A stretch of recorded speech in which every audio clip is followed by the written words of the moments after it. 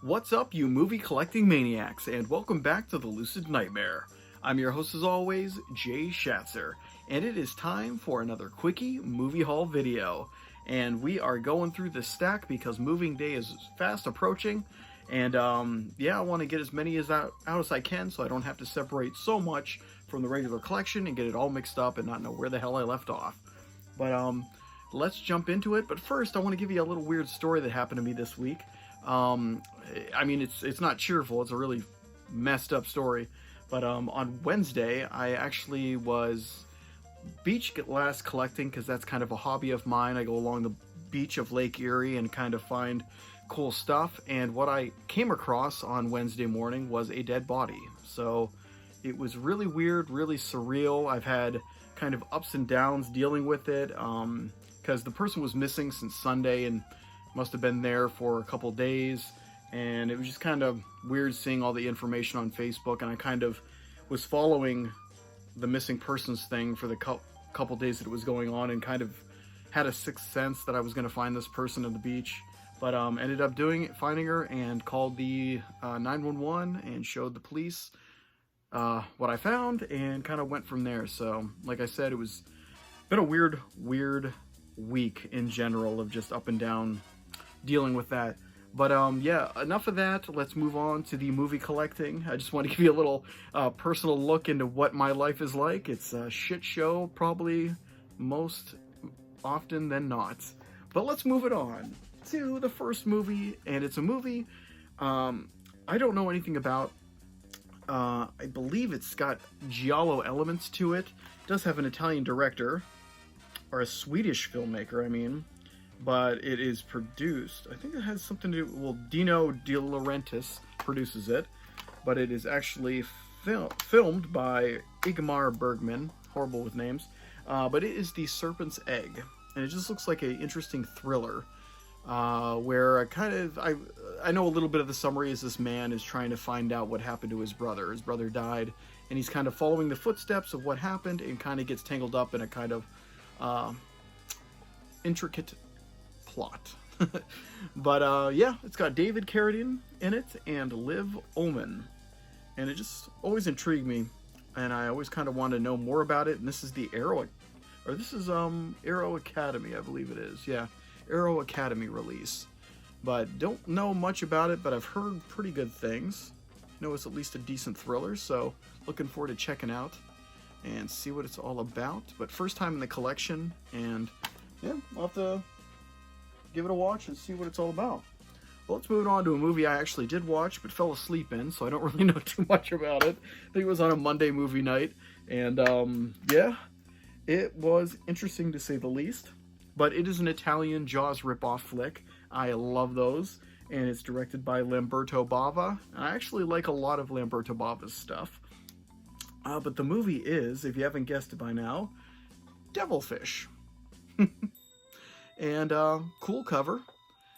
Interesting movie from what I remember seeing in the beginning part before I fell asleep, but it's one I gotta watch again because like I always say on these videos, I'm a sucker for Italian kind of rip-offs and sci-fi efforts and horror movies, so can't go wrong with this Killer Fish movie.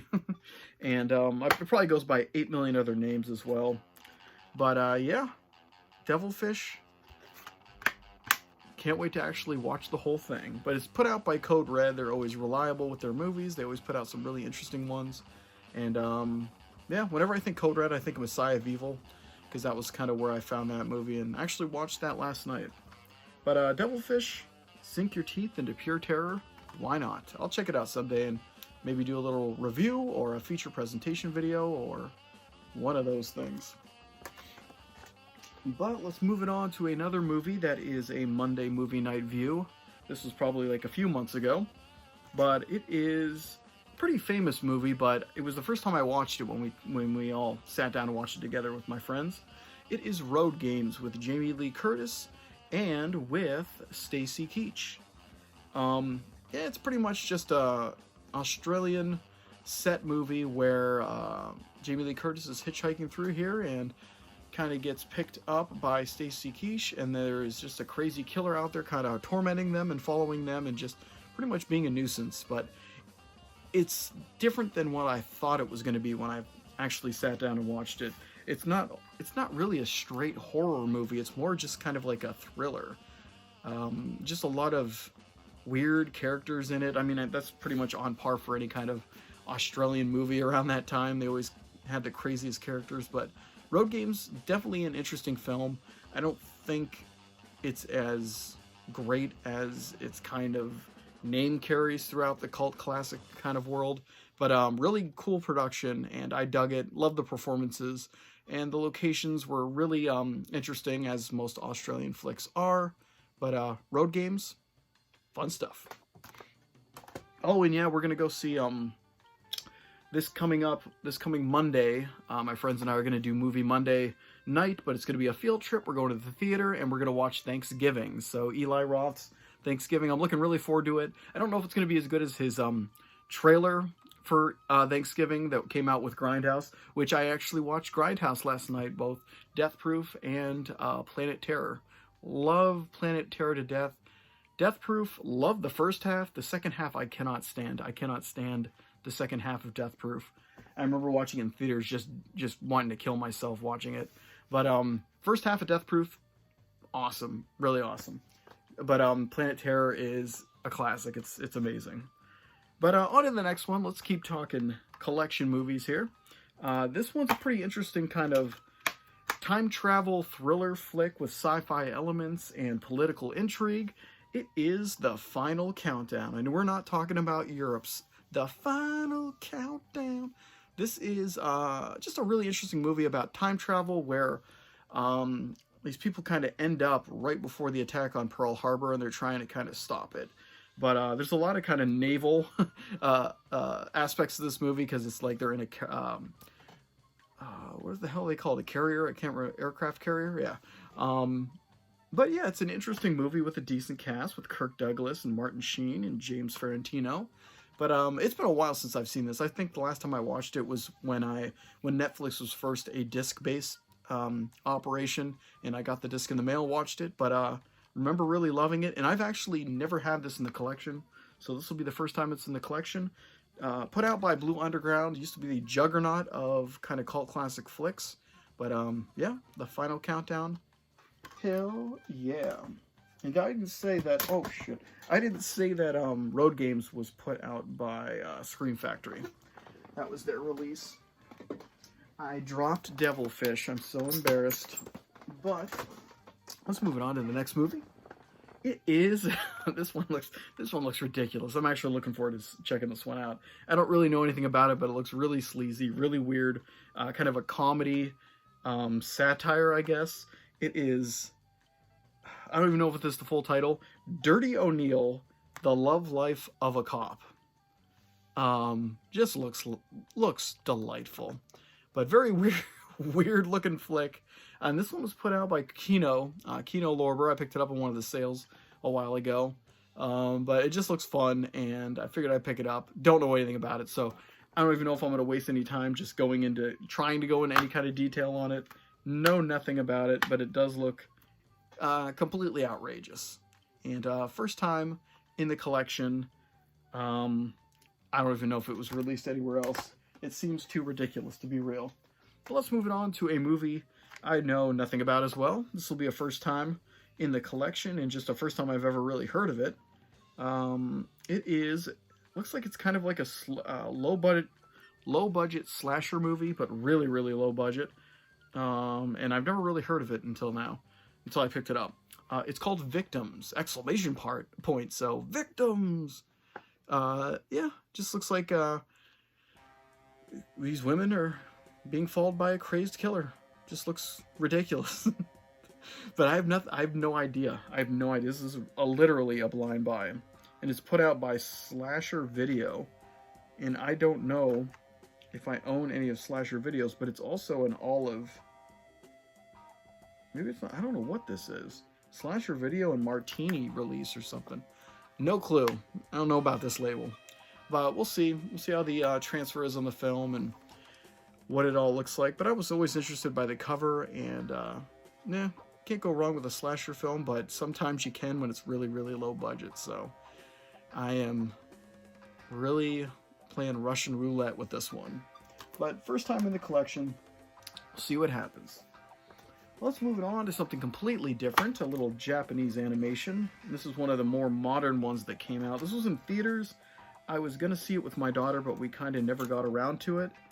But it looked interesting. It had that kind of, I don't know how to say it, Ghibli studio look. I never know how to pronounce that. I should really look that up. But it is Mary and the Witch's Flower. And like I said, it looked really interesting. It has that kind of Kiki's Delivery Service kind of look with the kind of witch aspect, I guess. But, or the broom aspect or whatever that main character is in that one. But, yeah, it looked like it had that same Studio Ghibli charm. So I figured I'd give it a shot. Check it out. And I just kind of buy anything that's put out by these guys. So, hoping it's good. I think it's got a Blu-ray and DVD in there. But, yeah. Don't really have much to say about it, but I just love the animation style of Studio Ghibli. And, always looking to put more of their movies and products into the collection. But there it is. First time in the collection, never seen it before, so we will see. And we'll do two more. Let's do two more. I still got a little bit of breath left in me. Frozen Baja Blast. Badass, and got it for free. I don't know why I get stuff for free all the time, but I just went through the drive-thru, ordered just this, handed it to me, and refused my payment. So I don't know what's going on. I must have a nice face. But let's move it on. This one's really, really interesting. I believe it's a French film. I want to say it's a French film. But yeah, it's very, very, very interesting. It is The City of Lost Children. And it's just a real surreal kind of fairy tale-like film.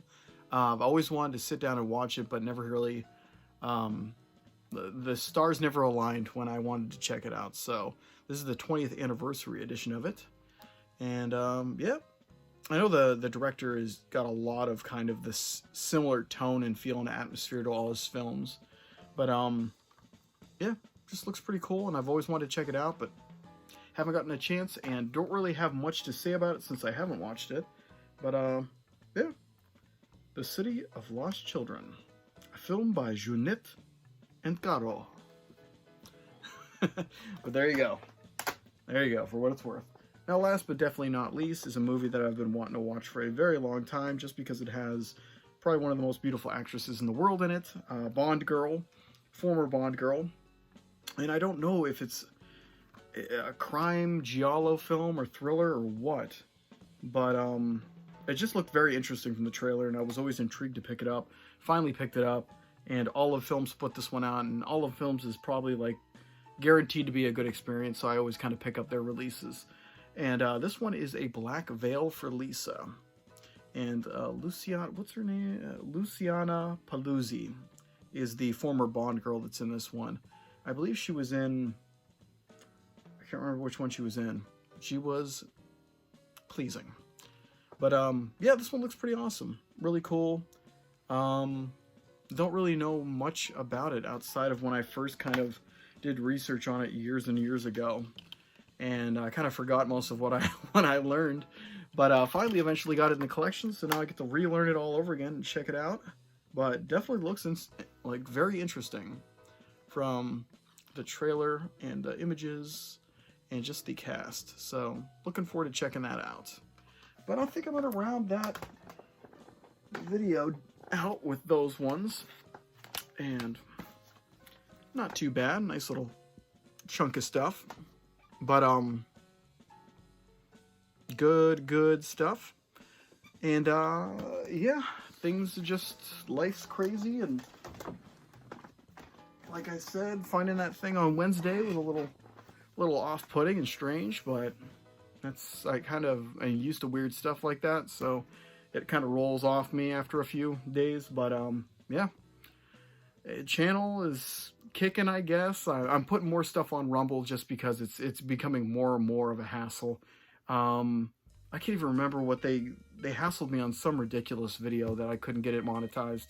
Yeah, it's just it's getting ridiculous at this point. So I wish I could get the same momentum and kind of following on Rumble that I have on YouTube, because then that would be amazing, because Rumble just pretty much does not censor you. They take a stand for their creators, and they don't kind of push them around for political reasons or whatever the heck's going on YouTube. But I just like the non-censorship aspect of Rumble. But whatever. Just let it roll off me like everything else. But yeah, guys, that's it for me today. Hope you enjoyed that one, and I hope you like what I'm doing here. If you do, please like and subscribe. And if you have time, leave a comment below, because I love hearing from you guys. But until then, I will see you all at the next Lucid Nightmare. Now get on out.